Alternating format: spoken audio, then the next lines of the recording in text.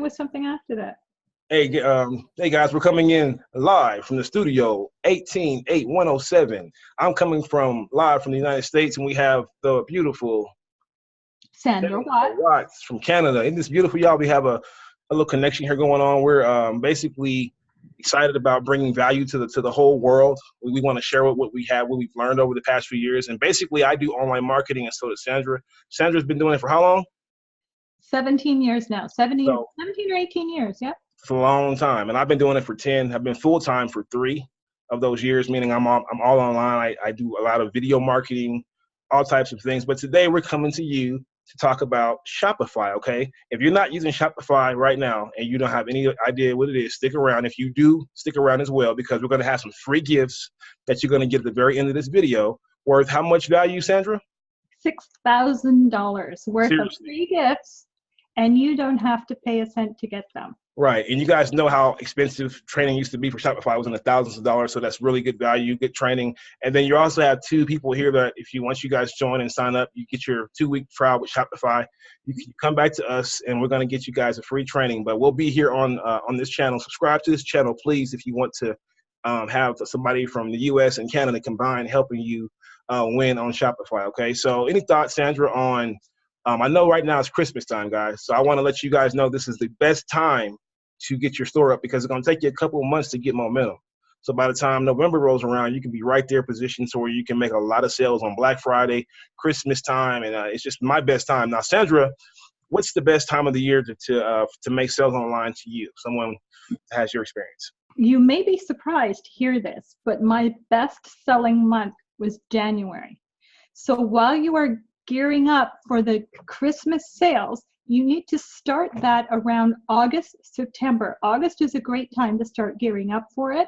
And always remember that after Christmas, there's people that want to shop for the things they didn't get, or the stuff they wanted and didn't want to spend the money on before Christmas. So January and my Ecom business was always the busiest month for sales. So on top of Christmas. That is amazing. I never had that trend happen with my store, but that's cool to know. That's something that could help somebody out. So run your ads through January, just to make sure. Definitely. Yeah.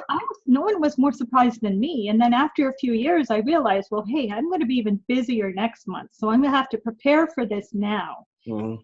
Yeah, that's cool. Well, my first store, guys, was actually, I used OpenCart on my first 3 stores. My first store, I sold lingerie.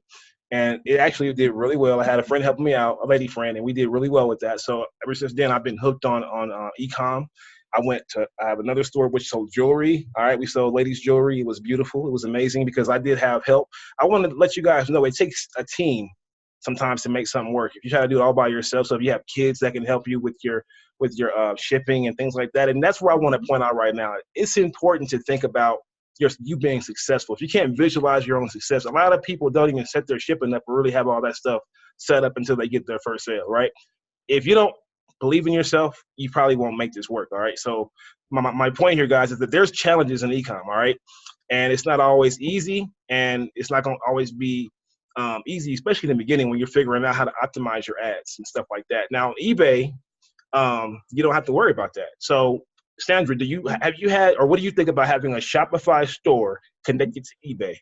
Do you think that would be a powerful way to do it? Yes, it would be powerful. But what I found in the past with eBay is that eBay is so much harder to manage than Shopify. With Shopify, you have full control. But with eBay and Amazon, I did 1.5 million in sales in eBay and almost the same in Amazon. And I was glued to my computer for customer service and orders and tracking. And if you don't get things done right away, you end up with bad feedback. But when you are operating under your own store and you make sure you give good customer service, you don't have to worry about bad feedback. Right. So important. That's powerful. And I think with Shopify, I'm gonna be honest with you guys. I think you should really master one or the other. If you're new, or even if you're experienced, but you don't have a store right now, it's good to do one or the other. And I would say Shopify for now, but because eBay is so competitive. But yeah, definitely start out with Shopify. eBay and Amazon are way too competitive. There's no profit margins anymore. So that's important, is to start on the platform that fits you. If you want to be doing shipping and you want to handle all that stuff and work, which some people like that, is some people will love the business and do all that. But Shopify definitely is more simple and easier to make your own. And guess what? It's your own store. So eBay is never your own. So you guys have your own store. But I highly recommend getting into eBay and all the Amazon after you kind of build some momentum. So it's not like, I don't think you should do it. It's just build yourself up first. All right. And so, my first Shopify store was actually a general store, okay? If you're jumping into Shopify, you do not want to go into a niche-based store until you know for sure that niche is going to be something that's profitable, because if you don't, you're going to have to start your store all over again, right? And I had that happen with someone I knew that sold organic products, right? There's some things that's a great product. I love organic, right? I love it. I love it so much. I spray my hair with it. I like organic, but guess what? The whole world doesn't like organic, right? It's not one of those things where you could sell it to the people at a good price where they're going to buy from you, unless you do what? Unless you brand it the right way, which branding takes time. So if you want to brand, you have time to take good pictures and you have time to make it your own. That's the only time you really can do a product like that. So there is ways to do anything that's out here, but we're showing you guys right now the easier way to where before Christmas you can be positioned to make sales. So, Sandra, what's your take on choosing a niche? Well, you're best to start off with more of a general store with a few products and test them out first. Inside of our free training, we explain exactly in detail how choosing a niche and choosing products can be accomplished so much easier. Everything is step by step. But what you want to do is get some kind of momentum going on a product first. If the other ones aren't getting momentum, you switch them up, and it's all about testing. Mm-hmm. Yeah, definitely. So, and by the way, guys, go ahead and subscribe if you want to keep in touch with us and you want to keep learning, keep getting value from two experienced people in different countries, by the way. So it's pretty cool, right? But my Shopify experience was that I had 10 niches, all right? It was a general store with 10 niches. Guess what happened? 3 of those niches I started seeing a trend of 3 of those particular niches I would get sales in like every day. You know what I'm saying? So what I did, I may have sold 3 to 4 units, something like that. I wasn't making a killing, but what I did was I actually took each of those 3 niches and then brought them over and did a whole store on those different ones. So it's like if you can understand how to, or you can not do a general store, but you got to do your research. I like to do my research from trial and error. So I did a general store and I saw for myself. I didn't go off data on that one. I want to see how it worked out, right? And so some products I thought would do well didn't. I'm gonna be honest with you. I didn't think the 3 niches that did well would do well, okay? I kind of knew one of them, but the other 2, I was like, wow, okay? So weird niches work. I know a guy right now that sells online. He sells screws. That's the other part, like little screws and stuff, making a killing, all right? So keep that in mind, that the niches don't have to be like jewelry and all that. Jewelry's an okay niche, right? But things like nuts and bolts, something you never would think would be successful. This guy has a huge house and living great just selling screws, all right? So, Sandra, any take on like weird niches, and what do you think is a good niche maybe to try out for someone that's new? Well, it's funny because when I was first starting, I used to pick things that I liked because I thought, okay, oh, I like that, or isn't that pretty? I'll put that on my site, or I love that, I'll put that on my site. And what I learned quickly is not to do that. You need to first research what's popular, what other people are selling, or what other people are having success with, and then you can model after that and try your own lines of products in your store. But I wouldn't load it up with a bunch of stuff that you like right away, because chances are that your visitors may not have the same opinion. They may like other things. And it kind of hurt me, actually, because I thought, oh, I love this and this and this, and I put it up and no one wanted it. And then sometimes I'd put up what I thought were the ugliest products my dropshipper had, and they'd sell like hotcakes. So don't be emotionally attached to your product.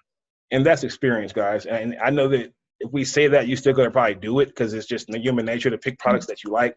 But just try your best to think outside the box. I'm telling you, because it'll help you if you can find your own little niche and take your time with it. And the most important point here, guys, is that if you don't have a lot of money to get started and you're trying to make this work, fast as possible, then that's when you want to pick a niche that is going to be an evergreen niche. When there are certain categories where people are always buying in, all right? And you can't be scared. A lot of people are scared when there's competition, but I'm gonna tell you now, I went in some niches where there was no competition and didn't make any sales. So it's not always like you got to go with niches that are not competitive. That's actually could be a sign that that's not a good niche. So there's different Mhm. ways to research, but the main thing here is that if you don't know how to do all that, pick an evergreen niche, okay?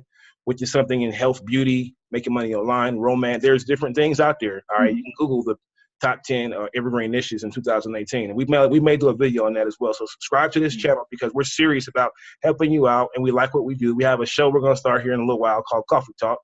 So Yeah. get ready for that. You know what I'm saying? We like, we like our fine coffees, okay, to be on point in the morning. Do you have a hard time waking up, Sandra, doing your job, or do you love what you do?